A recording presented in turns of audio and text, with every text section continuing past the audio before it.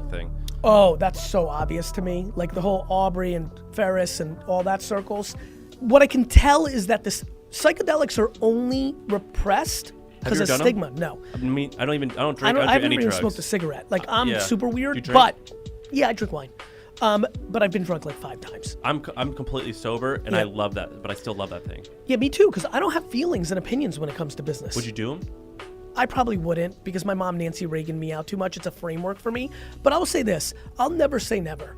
Like, I'm willing to do whatever the fuck I need to do at any point. It's just not in my framework. On the flip side, I'm also way too grateful and thankful of my mental happiness, and I would be lying if I didn't tell you that I'd be scared to alter something, or, you know, a lot of people do it because it finds a dimension that works for them. I'm like, my current state is working for me. I don't want to open up something and be like, oh fuck, and like, you know, like don't fix, but if I wasn't mentally happy, I'm open for everything. Everything's in play. Have you heard of MDMA therapy? No. I think it's awesome. Tucker Max has told, he's one of our investors. Yep. Because I go to therapy and I used to take antidepressants. He was like, dude, do this. I've been on this medication for years and I did this thing. I feel way better. Anything that helps people get off medication is something intuitively in my gut. I'm not a doctor. I don't know. Like, I'm sure there's plenty of medicines that matter, but I'm always pumped.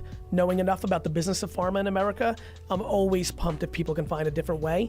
But back to psychedelics.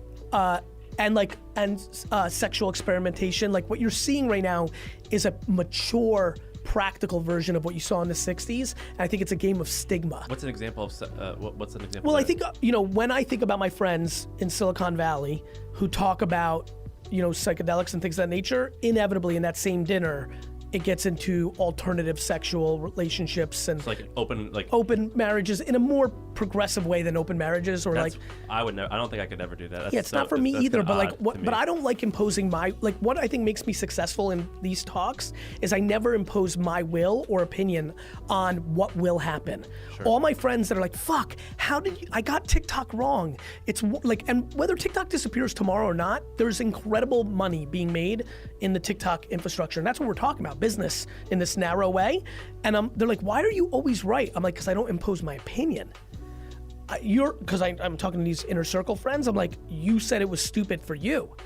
You said that because you're insecure. You have 800,000 followers on Instagram and you don't want to start over. You're doing what Tila Tequila and Dane Cook did with MySpace. You're doing what all my homies on Twitter did about Instagram. You now are doing that to Instagram. You're so set in your thing and you've got clout. You don't want the world to reset. I only want the world to reset because I don't actually value my clout. I value learnings and impact. It's a huge deal. So psychedelics, real quick to finish this off and then jump in with your helps. Psychedelic stigma is gonna go away, which is then gonna make people feel comfortable to do it. And I have a very deep intuitive feeling that it is the medicine, or whatever the fuck you wanna call it, that's gonna help a fuckload of people who have not been able to find their alternative in Advil or in therapy or in much harder core medicine. And that excites the shit out of me. I want way more happiness in the world.